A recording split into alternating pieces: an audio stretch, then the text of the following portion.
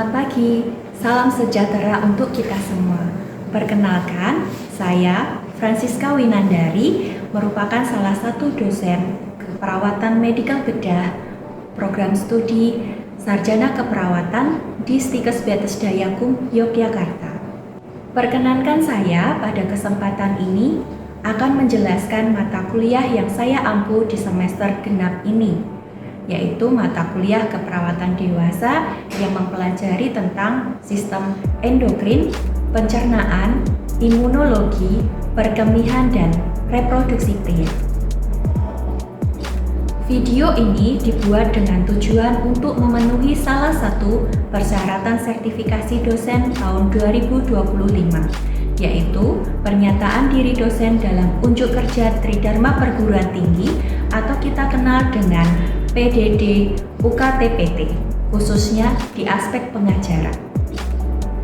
Saya akan menjelaskan deskripsi dan informasi umum dari mata kuliah keperawatan dewasa yang mempelajari sistem endokrin, pencernaan, imunologi, perkemihan, dan reproduksi pria. Mata kuliah ini merupakan mata kuliah wajib bagi mahasiswa semester 2 pada program studi Sarjana Keperawatan program lintas jalur di Stikes Bethesda Yakum, Yogyakarta. Mata kuliah keperawatan dewasa adalah mata kuliah keahlian keperawatan yang berfokus pada pemenuhan kebutuhan klien dewasa yang membahas tentang prinsip-prinsip teoritis dan keterampilan klinis yang meliputi gangguan sistem endokrin, pencernaan, imunologi, perkemihan, dan reproduksi pria. Pemberian asuhan keperawatan pada kasus gangguan sistem endokrin, pencernaan, imunologi, perkemihan, dan reproduksi pria berdasarkan proses keperawatan dengan mengaplikasikan ilmu biomedik seperti biologi, histologi, biokimia, anatomi, fisiologi, patofisiologi, ilmu keperawatan medikal bedah, ilmu penyakit dalam, farmakologi, nutrisi, bedah, dan rehabilitasi. Gangguan dari sistem tersebut meliputi gangguan peradangan, kelainan degeneratif, keganasan, dan trauma. Lingkup bahasan mulai dari pengkajian sampai dengan evaluasi asuhan keperawatan terhadap klien. Intervensi keperawatan meliputi terapi modalitas keperawatan pada berbagai kondisi termasuk terapi komplementer. Kegiatan mahasiswa akan berorientasi pada pencapaian kemampuan berpikir kritis, sistematis, dan komprehensif dalam mengaplikasikan konsep sistem endokrin, pencernaan, imunologi, perkemihan, dan reproduksi pria dengan pendekatan asuhan keperawatan sebagai dasar penyelesaian masalah serta memperhatikan aspek legal dan etis.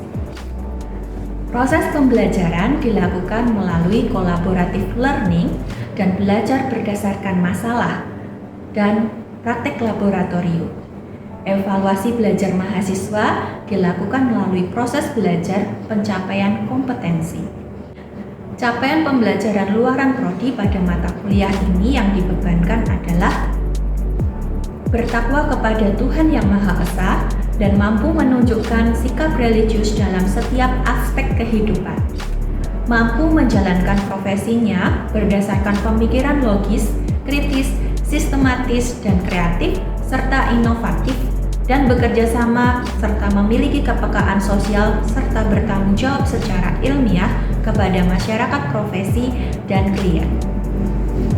Mampu mengaplikasikan ilmu pengetahuan dan teknologi keperawatan dengan memperhatikan nilai humaniora berdasarkan kaidah, tata cara, dan etika ilmiah dalam pemberian asuhan keperawatan serta mengembangkan keahlian profesional melalui pembelajaran seumur hidup. Mampu melakukan evaluasi asuhan keperawatan sebagai upaya peningkatan kualitas asuhan keperawatan dalam tatanan klinis maupun komunitas. Selanjutnya, mampu melaksanakan edukasi dengan keterampilan komunikasi dalam asuhan keperawatan dan informasi ilmiah. Mahasiswa mampu mengintegrasikan hasil penelitian ke dalam asuhan keperawatan dalam mengatasi masalah gangguan sistem yang dipelajari, Mahasiswa mampu melakukan simulasi pengelolaan asuhan keperawatan dengan gangguan sistem yang dipelajari pada klien dewasa dengan memperhatikan aspek legal dan etis. Mahasiswa mampu melaksanakan fungsi advokasi. Dan yang terakhir, mahasiswa mampu mendemonstrasikan intervensi keperawatan dengan kasus sistem yang dipelajari pada klien dewasa sesuai dengan standar yang berlaku dengan berpikir kreatif dan inovatif serta menghasilkan pelayanan efisien dan efektif. Referensi yang digunakan pada mata kuliah ini diantaranya yaitu menggunakan Textbook of Medical Surgical Nursing, kemudian mengambil buku dari Kapita Selecta Kedokteran, mempelajari guidelines seperti dari American Diabetic Association, menggunakan hasil-hasil penelitian, kemudian menggunakan buku standar diagnosis keperawatan, luaran keperawatan, dan intervensi keperawatan Indonesia. Sistem pembelajaran pada mata kuliah ini yaitu sinkronus dan asinkronus dengan menggunakan metode pembelajaran aktif, yaitu metode problem-based learning, di mana mahasiswa akan dihadapkan pada suatu masalah, kemudian mempelajari secara mandiri atau kelompok untuk menganalisis masalah tersebut, kemudian mencari literatur ilmiah yang relevan, menyusun solusi atau jawaban berbasis ilmu, serta menyajikan hasil temuan dan berdiskusi.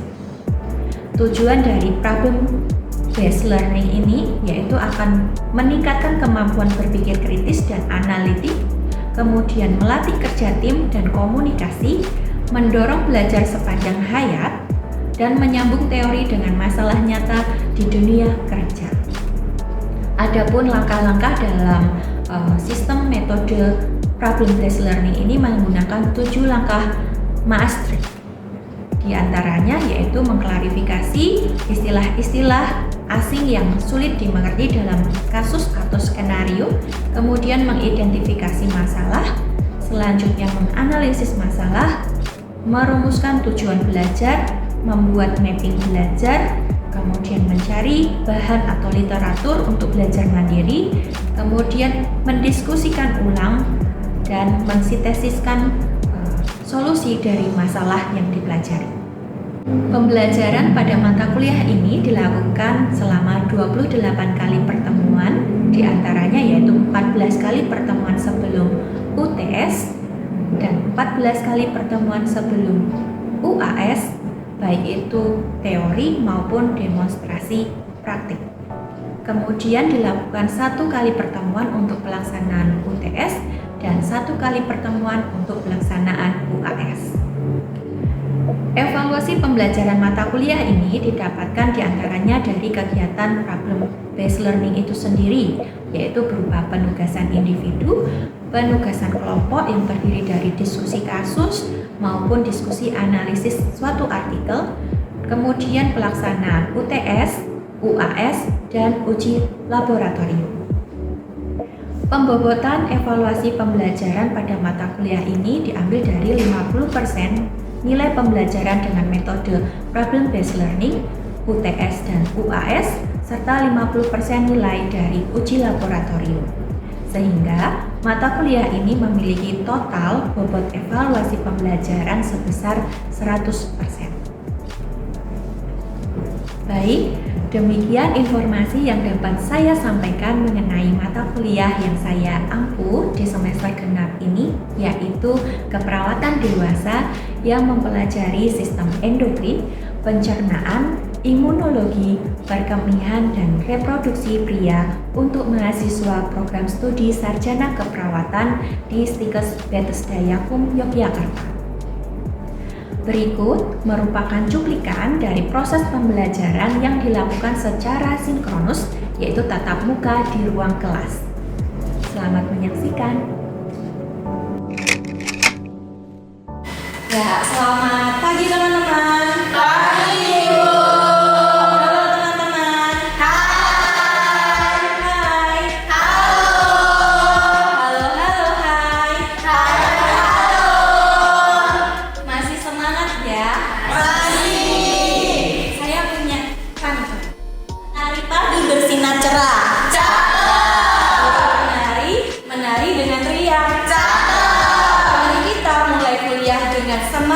jaga, agar bertambah ilmu dan hati senang.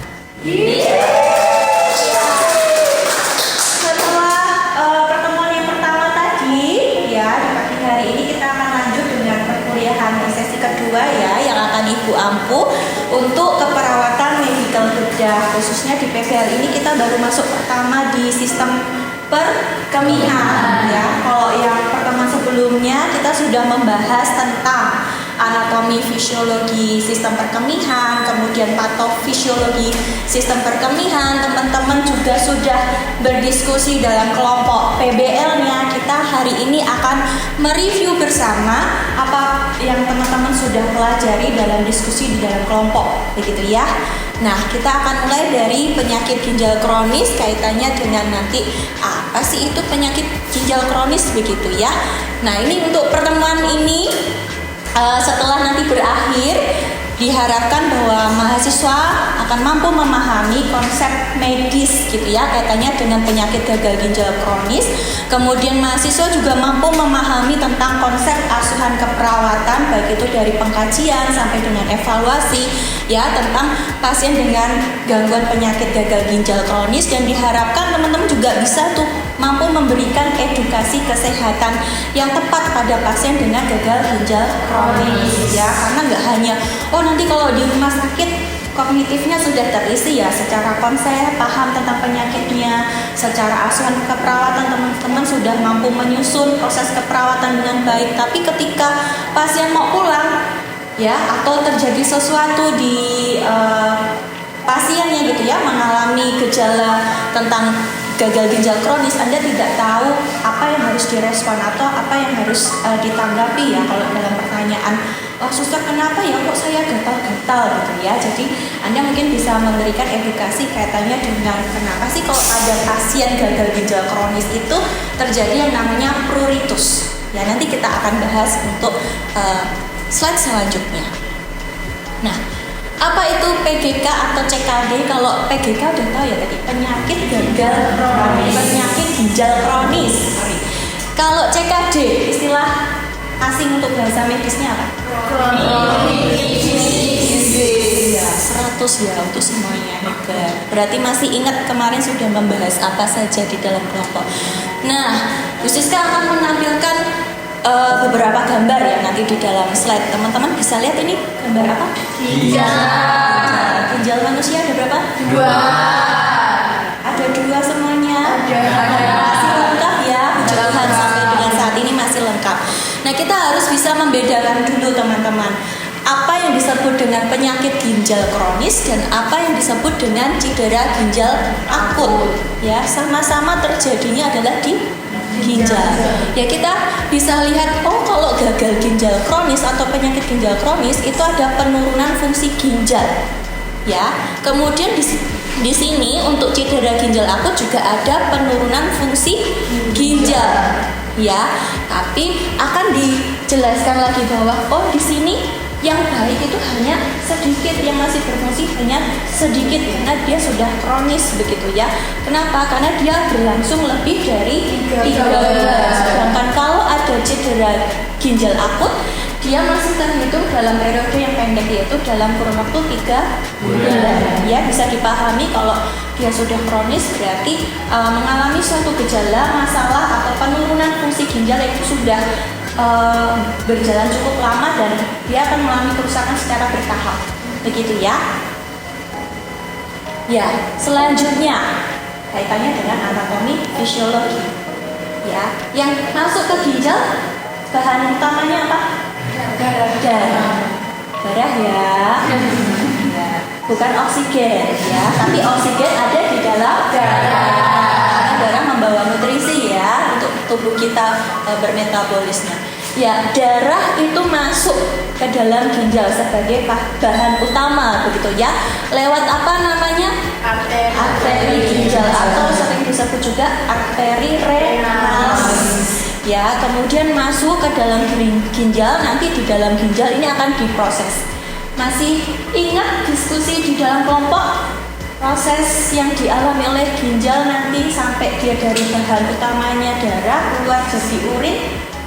Ada berapa tahap? 3. Apa saja itu? Filtrasi, absorpsi, Fermentasi ya. Nanti setelah difiltrasi bisa direabsorpsi atau diserap kembali ya kalau dia masih dipakai bahan-bahannya oleh tubuh.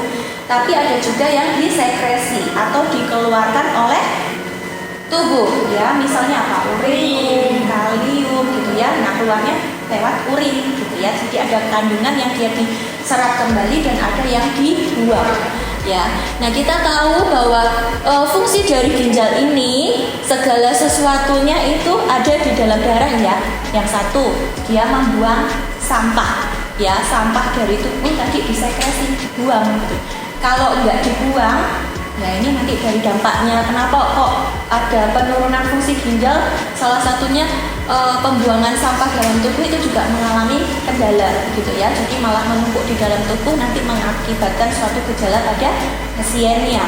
Kemudian menjaga keseimbangan elektrolit, kemudian mengatur jumlah air ya. Nanti sehingga teman-teman juga tahu kalau pasien mengalami gagal ginjal kronis itu ternyata konsumsi air juga harus dibatasi. Ya, kemudian memproduksi hormon. Oke, ya ini ya tadi proses darah masuk ke arteri renalis ya. Nah, di sini ini ada pembuluh darah dari arteri renalis itu dibagi ada pembuluh darah kecil ya yang disebut sebagai nefron ya. Letaknya ada di glomerulus ini ya. Ini adalah glomerulus di sini. Nah, di sini dari percabangan arteri ini ada arteriol yang lebih kecil lagi, kemudian ada di sini ya di glomerulus ini. Nah, ini yang nanti akan mengalami fungsi ginjal yang pertama yaitu sebagai filtrasi atau penyaringan ya. Produknya nanti berupa filtrat. Ya, filtrat nanti akan dialirkan lagi melalui tubulus ya. Di sini ada aferen begitu ya. Nah, kemudian kita juga akan mengenal yang namanya laju filtrasi glomerulus atau GFR. GFR ini untuk mengetahui seberapa banyak darah sih yang masuk ke dalam glomerulus ini ya. Di sini dalam satuannya adalah mili per menit ya. Dalam 1 menit itu ada berapa banyak darah yang masuk untuk disaring begitu ya. Nah, normalnya adalah 100 sampai 120 mili per menit dibagi lagi 1,73 meter kubik ya. Ini luas permukaan tubuh manusia. Nah, sedikit lebih rendah daripada wanita kalau nilai normalnya, dan semakin berkurang apabila seseorang itu bertambah usia ya, karena kalau lansia itu juga mengalami yang namanya penurunan fungsi tubuh begitu. Ya, selanjutnya kita masuk ke etiologi. Yang paling sering terjadi adalah pasien mengalami hipertensi atau tekanan darah tinggi. Ya, pada pasien hipertensi dia pembuluh darahnya ini akan mengalami penebalan dinding. Kenapa? Karena tekanan yang semakin tinggi, ya, tekanan semakin tinggi, kemudian dinding-dinding pembuluh darahnya akan menjadi tebal. Nah, untuk perjalanan cedera iskemik kita bisa lihat di sini. Sama seperti jaringan tubuh yang lainnya selain di ginjal teman-teman. Kalau ada cedera, pasti dia akan mengaktifkan yang namanya sel-sel imun atau pertahanan tubuh. Di sel-sel imun kita ada yang namanya makrofag dan ada sel busa. Dia ini akan masuk ke dalam glomerulus ya, di sini filtrasi gitu ya, infiltrat di sini, kemudian dia akan mengaktifkan yang namanya faktor-faktor pertumbuhan atau transforming growth factor ya, hormon-hormon pertumbuhan. Penyebab kedua ada yang namanya diabetes mellitus atau tingginya kadar gula dalam darah. Sini ada yang bakat diabetes, mungkin ada riwayat dari orang tuanya. Ya, saya punya riwayat begitu ya dari orang tua, sehingga saya harus aware, berhati-hati terhadap nilai ya konsumsi gula gitu ya, harus cek rutin begitu ya supaya bisa terkontrol. Nah, kemudian di sini kenapa kok diabetes itu bisa menyebabkan gagal ginjal kronik? Ya, yang namanya diabetes, glukosanya berlebih begitu ya. Ini akan terjadi proses glikasi, tapi glikasinya di sini adalah non enzimatik, jadi tidak melibatkan enzim. Nah, hasilnya nanti bagaimana? Gula di sini ini akan menempel pada protein di dalam darah. Kemudian penyebab lainnya bisa juga dari penyakit-penyakit sistemik seperti lupus, kemudian ini penyakit imun ya, autoimun ya, kemudian ada artritis gitu ya, rematik, kemudian ada dari penyakit infeksi seperti dari HIV gitu ya, kemudian penggunaan obat-obatan dalam jangka yang panjang itu seperti NSAID golongan obatnya, kemudian juga bisa disebabkan dari racun. Nah, gejala umum kalau pada pasien gagal ginjal kronis ada beberapa hal ya di sini, ada mual, kemudian kehilangan nafsu makan. Nah, ini untuk patofisiologinya secara pathway-nya begitu ya, ada beberapa faktor resiko atau penyakit yang memang menjadi penyebab atau etiologi kenapa kok gangguan fungsi ginjal itu terjadi gitu ya, atau fungsi dari GFR itu menurun. Tadi ada dari tekanan darah, kemudian ada dari racun, zat toksik, kemudian ada obstruksi dari saluran kemih juga ada dari DM gitu ya. Nah, ini nanti menyebabkan GFR-nya turun, terjadi CKD atau gagal ginjal kronis ya. Kemudian kalau kaliumnya menurun nanti terjadi sekresinya menurun ya, pengeluarannya menurun, dia akan terjadi hiperkalemia atau penumpukan kalium di dalam darah ya. Kemudian ada lagi kalau natriumnya meningkat, H2O-nya juga meningkat ya, nanti ada pengeluaran cairan ekstraseluler yang berlebihan, itu bisa kalau ke paru dia menyebabkan udem paru, karena paru harusnya berisi apa? Udara. Tapi cairan ekstraseluler dalam tubuh pasien itu tidak bisa keluar gitu ya. Ya, diagnosisnya untuk penyakit gagal ginjal kronis ini karena ada perubahan GFR tadi ya, jumlah darah yang masuk ke dalam ginjal untuk diproses filtrasi begitu ya, itu dalam 1 menitnya berapa itu mengalami perubahan atau turun begitu ya. Biasanya kalau dalam penyakit gagal ginjal kronis dia kurang dari 90 mili per menit ya, dibagi 1,73 meter kubik. Kemudian bisa juga terjadi kerusakan ginjal irreversibel ya, yang berarti di sini tidak bisa kembali ke fungsi seperti semula. Nah, terapinya ada apa saja? Ada 3 di sini teman-teman, yaitu manajemen penyebab nyeri yang terjadi. Misalnya tadi pasiennya karena hipertensi, berarti apa yang dilakukan? Kontrol tekanan darah, kemudian minum obat tensi ya, penurun tekanan darah. Kemudian yang kedua ada dialisis, karena satu ginjal yang lagi sudah tidak berfungsi. Jadi nanti kalau nggak dibantu dengan dialisis ya akan semakin parah kondisi pasien gitu ya, sampah di dalam tubuh banyak, kemudian kebutuhan cairan dan elektrolitnya juga terganggu gitu ya, maka dibantu dengan dialisis. Dialisis ini hanya membantu untuk proses filtrasi dan keseimbangan cairan dan elektrolit. Dia tidak bisa yang namanya mengaktifasi vitamin D atau mengaktifasi beberapa hormon tadi ya, seperti renin dan eritropoietin. Jadi hanya 2 fungsi yang dia gantikan melalui mesin HD begitu ya. Kemudian bisa juga melalui transplantasi, ada donor ginjal gitu ya. Kalau di Indonesia memang masih jarang ya, tapi beberapa negara sudah ada yang legal untuk proses transplantasi ginjal. Itu secara konsep teori ya teman-teman medisnya. Kita akan melanjutkan untuk asuhan keperawatannya di pertemuan selanjutnya begitu ya. Teman-teman akan membahas dari pengkajian kalau pada pasien dengan gagal ginjal kronis itu ada apa saja ya pengkajian yang dilakukan. Gejalanya yang muncul apa saja, sampai nanti proses analisa data. Kalau pasiennya mengalami keluhan sering gatal-gatal di malam hari begitu ya, kemudian pasiennya juga HD begitu ya, kemudian sesak sesak nafas. Nah, nanti masalah keperawatan apa yang bisa diangkat berdasarkan 3S gitu ya. Ada apa? SDKI,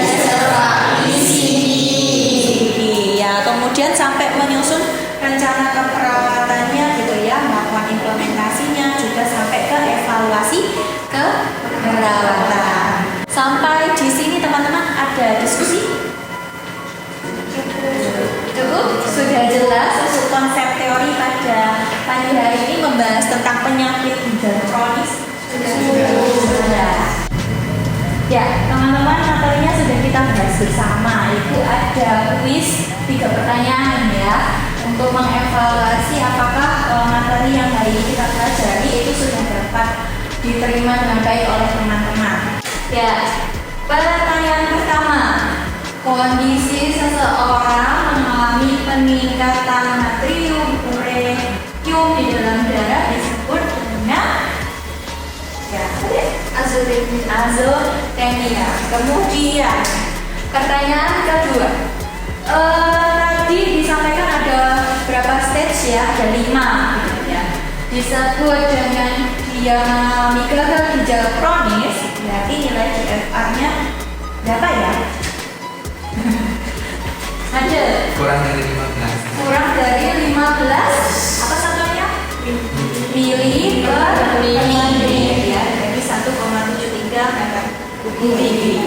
Oke, untuk pembelajaran sudah, evaluasi dengan kuis sudah, kita akan akhiri ya pertemuan untuk hari ini. Dan masih ada tugas ya untuk asuhan keperawatan. Nanti silakan teman-teman mencari referensi literatur terkait gitu ya, tolong diringkas. Kemudian kita akan bahas bersama saat pertemuan selanjutnya. Terima kasih atas kehadiran teman-teman, perhatian teman-teman untuk perkuliahan hari ini. Selamat beristirahat. Kita jumpa lagi di pertemuan selanjutnya ya. Khusus kan masih ada pantun.